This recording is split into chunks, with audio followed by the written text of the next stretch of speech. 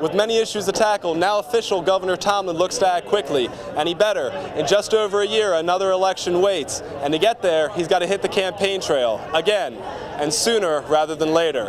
In Charleston, Aaron Cheslock, Newswatch.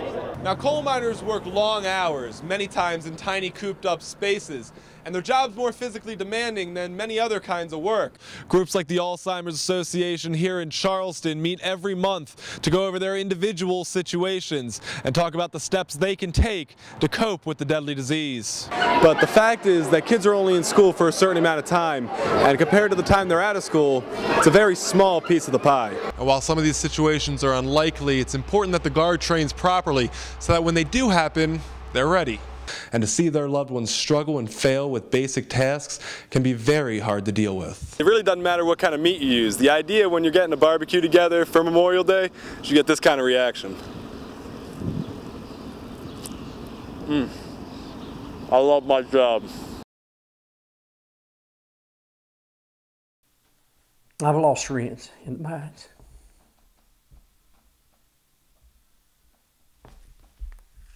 Ron Hall's not alone. The Mine Safety Health Administration says drug and alcohol use in the mines is a risk to miner safety because mining is inherently dangerous. Increase the risk, and the results could be deadly. There's other miners out there that have lost friends. Some are just accidents, freak accidents. I'd have to say it that way. Some, I feel, were drug related. Drug testing isn't state regulated in mining as it is in public works, government, and many other lines of work. Each company creates its own policy.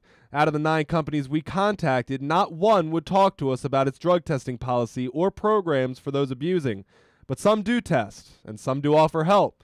Others don't. I think it's a huge disservice not to educate someone on the problems of, or the telltale signs of addiction before you prescribe a drug to someone. And then also there's no, there's a lack of rehabilitation for people once they are addicted. Maybe random drug testing is the answer. If I were only to be drug tested when I was first being employed, anybody can stay clean for a month and pass a drug test, and then go back to using, heavy machinery while on prescription pills. Now, the state can't pass a bill to regulate it, so companies don't have to enforce it. And when miners are hurting, they'll do what's needed to get up for work the next day. So the question is, who's to blame? People love to point fingers at doctors. It's the doctors. It's the doctor's fault. Doctors aren't so much trained into, who's lying to me, who's not lying to me. And there's no pain meter out there that they can plug into you and it tells you, this person's really in pain, this person's not in pain. Typically, physicians are aware of how dangerous, the work is, and so they tend to shy away. The Bureau of Labor says in 2007, the rate of fatal occupational injury was just over 4 out of 100,000 in the total private industry. In coal mining, that rate was just under 25. In Mount Hope, I'm Aaron Cheslock for Newswatch. By the year 2050, the Alzheimer's Association projects that 16 million Americans will have the disease. Officials in Washington look to fight back, but if little or no progress is made, the result could devastate the nation, including West Virginia. The NAPA Act. Legislation passed that will provide funding to study, find a cause, and more importantly, a cure for Alzheimer's disease. It's about time. This is our first ever federal legislation relating to Alzheimer's disease. All these years, and this is the first federal legislation. We recognized in Congress by passing it unanimously, all Republicans and all Democrats together, that this is an issue that hits every single family. We can find a cure, but not until we put a national focus and a bold plan together, and that's what NAPA does. And if the disease is to be defeated by 2025, organizations such as the Alzheimer's Association will have to play a major role, offering knowledge and giving their feedback to fuel research to actually help beat the disease. We look at other things. We look at heart disease, cancer, HIV.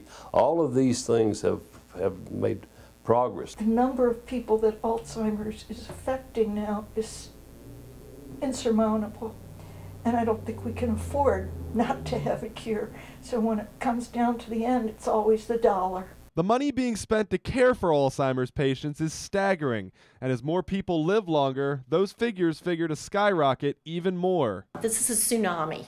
The wave is going to hit us and hit us hard. This can bankrupt the healthcare system. Alzheimer's care, we spend about $183 million as a nation on that type of care each year. And that excludes the services that we provide to caregivers. That's directed just for the individuals that have that disorder. But the change in deaths between many of those killers don't even compare. According to the Alzheimer's Association, between the years 2000 and 2008, heart disease, stroke, HIV, breast, and prostate cancer-related deaths all declined. Only Alzheimer's-linked deaths increased by a startling 66%. And as the nation's 6 leading killers trend continues to rise, it makes many wonder about the future. I don't have to worry about my kids, per se, but I do have to worry about my grandkids. It's going to be important to try to attack it from a research standpoint, find a cure for it, and hopefully at some point, hopefully by 2025 or maybe even before, live in a world without Alzheimer's. If you'd like to get involved or help out in any way, you can certainly donate to the cause, or you can help a little more personally by joining the Alzheimer's Association as they take their advocacy efforts to the state legislature in Charleston tomorrow, February 23rd. You can find out more at their website, alz.org. After all, these kinds of efforts is how Napa came to be in the first place. I'm Aaron Cheslock for Newswatch. Sarah, our nation's veterans have plenty to adjust to when coming home, socializing, adapting to a bad economy, and changes at home make many feel alone and can lead them down the wrong path and out on the street. Why'd you turn to drugs?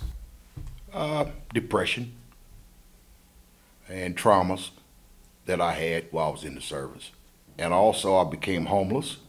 Clifford Robinson is just one of many of our nation's heroes struggling for housing, but the VA Medical Center in Beckley is trying to change that with their HUD-VASH program, or Housing and Urban Development Veteran Administration Supported Housing. Throughout southern West Virginia, there's a huge population of homeless. Lots of people don't consider themselves homeless because they're living with family or friends. And we've served over 100 homeless veterans in the past 2 years just with the HUD-VASH program.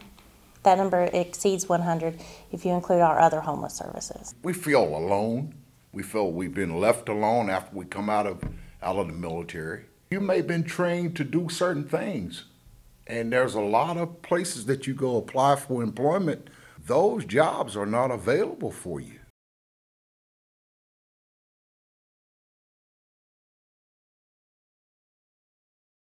We've been able to help people not only obtain housing, but maintain it independently. I thank God every day for it. And I know that it wasn't something that I did alone. I had some help along the way. Pay your bills. Make sure you pay your rent on time. Start doing some good things for yourself. And that's what they taught me. Robinson now helps other vets recently returned home and has a message for them. I've been there. I know how they feel. I know what they're going through. And there is help right around the corner if you want it.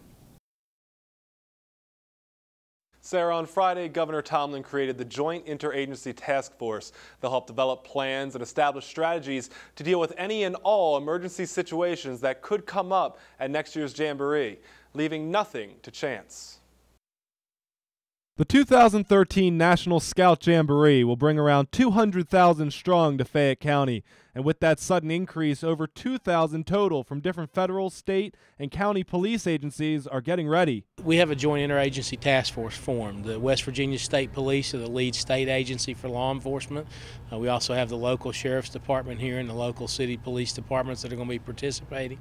As well as, we'll have law enforcement from other states that'll be visiting and sharing some of the responsibilities, as well as the security police from the National Guard. One of the things that officials prepare for is inclement weather. One of the things that could happen is you could have a severe weather event during the event. So we want to make sure that we have the systems in place and the capabilities to be able to do whatever's necessary to make sure these kids, when they come here, have an enjoyable time. And while inclement weather could impact the Jamboree, officials also prepare for more practical problems affecting the daily lives of people in the area, including criminal acts. You could have everything from traffic issues, and you have large amounts of traffic, and if you don't have them managed effectively, people are going to be involved in accidents. We will have a plan in place to respond. God forbid there should be some type of emergency, and also to provide everyday protection for these Boy Scouts and many others that will come here. You know, we would not expect to have any kind of terrorist activity, but we have to be prepared for that. There's security and safety aspects that go along with that. So it ranges from the very simple to, more significant. And while officials ready themselves for the most complex of problems, they're sticking to a simple, appropriate motto. You know, I think one of the unique things about it, the Boy Scouts motto is be prepared. So we as the state of West Virginia are going to lead, and we're going to be prepared.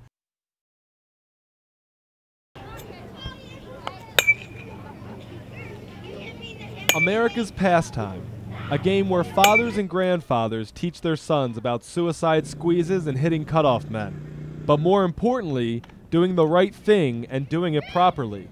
The players of the Shady Spring Little League complete a fundraiser, collecting over $7,000 for the hospice of Southern West Virginia, while raising money for themselves. The owner of the fundraising company says it's a win-win. We partner with a group such as Shady Springs Little League, and they will go out and the kids will sell the cards, and they raise money for their organization, which in this case they did a little over $10,000 for themselves, and they were able to raise through us and them together. We were able to give away $7,600.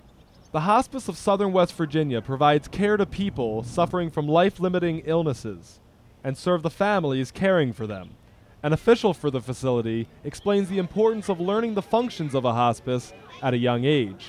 Many times people don't know about end-of-life care until they need it, and I think it's great if we can instill in the kids at a young age what hospice is, what hospice does, and the value of our services. And it's just great for these kids to give back to the community at such a young age. The kids, given 2 weeks to raise the money, sold POW cards. The gift cards, redeemable at local establishments, cost $10. 4 going to the Little League, the hospice receiving 3. The top-selling Little Leaguer admits that being a successful salesman is easy when you have a little bit of help. Tell me about what you guys did here for the hospice. Sold all kinds of tickets. What was the hardest part about doing that? I don't know. My stepdad did it. He went to the coal mines and sold the tickets. Now, while the money raised is surely impressive, the most important thing here is the selfless act that these kids and their families put forth to raise that money. To sum it up, it's Little Leaguers making a very big league play. This is Aaron Cheslock, the News Watch, Shady Spring.